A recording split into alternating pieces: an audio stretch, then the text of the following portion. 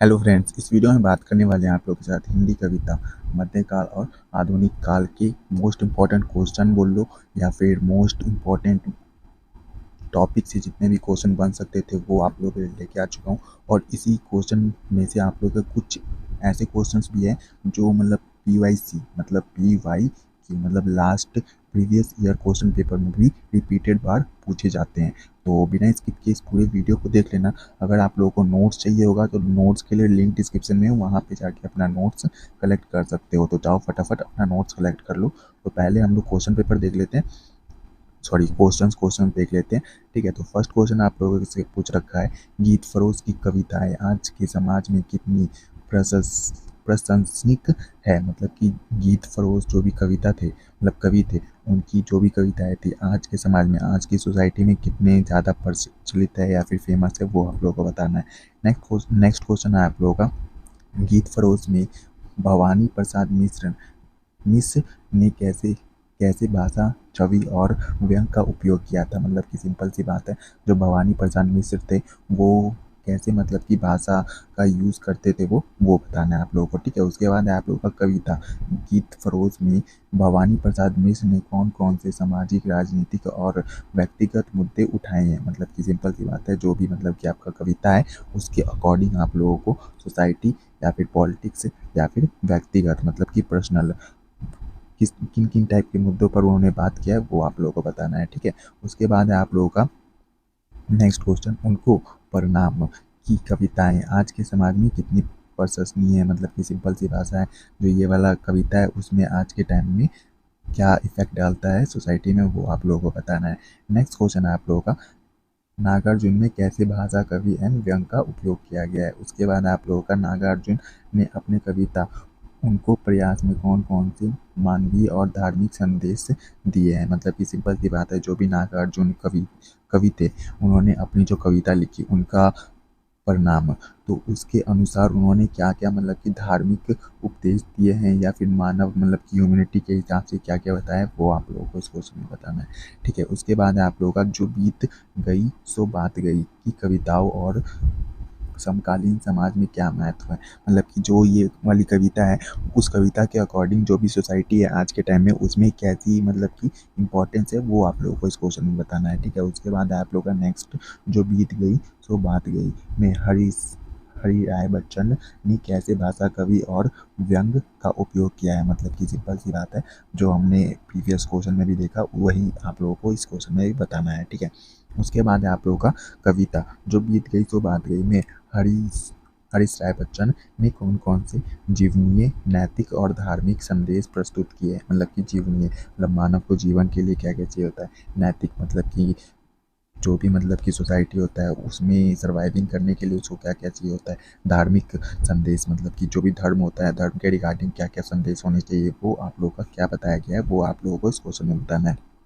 Okay, next question है आप लोगों का, बीत बिवारी जागरी की कविताओं का समीकरण समाज में क्या महत्व रखता है। मतलब कि इंपॉर्टेंस, सिंपल सी बात है। ठीक है, बीती बिभावरी जागरी में जयप्रकाश सॉरी जयशंकर प्रसाद ने कैसा भाषा, छवि और व्यंग का उपयोग किया है। ओके, उसके बाद है आप लोगों का नेक्स्ट क्वेश्चन, बीती बिहारी जागरी में कौन कौन से साहित्य, सामाजिक और नैतिक मुद्दों पर मुद्दे उठाए गए हैं, वो आप लोगों को इस क्वेश्चन में बताना है। ठीक है, उसके बाद है आप लोगों का, मैथिलीशरण गुप्त की कविताओं का समाज की क्या इम्पोर्टेंस, मतलब कि इम्पोर्टेंस बताना है इसमें आप लोगों को। ठीक है, उसके बाद है आप लोगों का, मैथिलीशरण गुप्त ने अपनी अपनी कविताओं में कैसे भाषा, छवि और व्यंग का उपयोग किया है, वो आप लोगों को बताना है।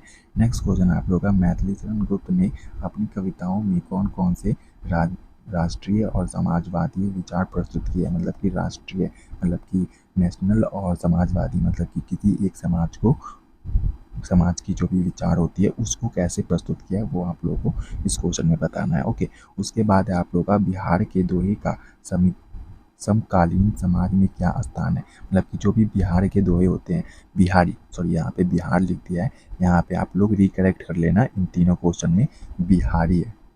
ठीक है, तो बिहारी के दोहे का समीकरण समाज में क्या स्थान है। मतलब कि जो भी बिहारी कवि है, मैं यहाँ पे लिख भी देता हूँ आप लोगों के लिए, बिहारी आप लोगों का चैप्टर भी है ये, तो उसी के से है। ठीक है ना, तो बिहारी के दोहे का समीकरण मतलब कि उसकी क्या क्या इंपॉर्टेंस है समाज में, वो आप लोगों को लिखना है। नेक्स्ट क्वेश्चन में उसके भाषा, कवि और व्यंग के बारे में लिखना है। उसके बाद नेक्स्ट क्वेश्चन में आप लोगों के कौन कौन से सामाजिक, राजनीतिक और सांस्कृतिक संकेत है। यहाँ पे सांस्कृतिक बोला है, धार्मिक नहीं बोला है, तो धार्मिक और सांस्कृतिक तो अलग अलग चीज़ है। धार्मिक मतलब किसी धर्म से रिलेटेड, सांस्कृतिक मतलब किसी के कल्चर से रिलेटेड। तो कल्चर में तो बहुत सारे धर्म आ सकते हैं ना, मतलब कि हिंदू भी हो सकता है, मुस्लिम भी हो सकता है, या फिर जैन भी हो सकता है, तो कोई भी हो सकता है, क्योंकि कल्चर है। कल्चर वहाँ का अगर कोई भी कल्चर होता है, मतलब कि सांस्कृतिक में कोई भी कल्चर है, उस पे 5-6 धर्म के लोग रहते हैं, सब उसी कल्चर को फॉलो भी कर रहे हैं शांतिपूर्वक, या फिर रिस्पेक्टेड एक दूसरे को कल्चर को फॉलो कर रहे हैं, तो वो ये सांस्कृतिक हो गया। ठीक है, उसके बाद है आप लोगों का तुलसीदास की दोहावली छंद का समीकरण समाज में क्या महत्व रखता है, मतलब यहाँ पे इंपॉर्टेंस बताना है।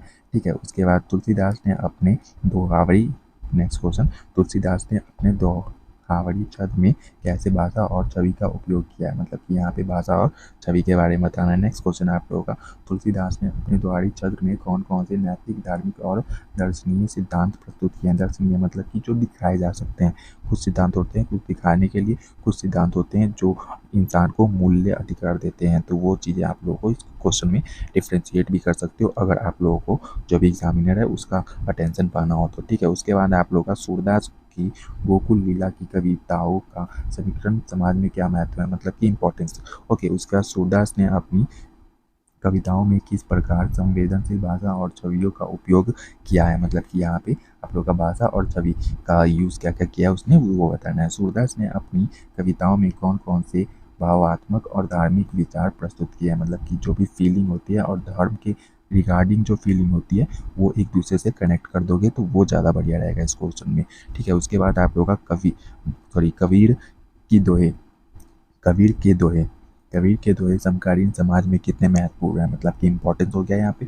ओके, उसके बाद आप लोग देखोगे तो कबीर अपने दोहे में भाषा और छवि का उपयोग कैसे करते थे जिनकी गहराई अर्थबोध हो, मतलब कि जो भी कबीर ये कवि थे वो अपने जब भी दोहे लिखते थे वो अपनी भाषा को इस तरह मतलब कि तोड़ मरोड़ के लिखते थे कि अगर कोई भी इंसान उस चीज़ को समझने के लिए अच्छे से समझे तो वो बहुत ही गहराई बात समझ सकता है। ठीक है, वो चीज़ आप लोगों को इस क्वेश्चन में एक्सप्लेन करना है। नेक्स्ट क्वेश्चन आप लोगों का, कबीर के दोहे में कौन कौन से दर्शनीय सिद्धांत छुपे होते थे, मतलब कि कबीर के दोहे मतलब कि बहुत ही जटिल होते थे और मतलब कि उसमें बहुत सारे सिद्धांत छुपे होते थे।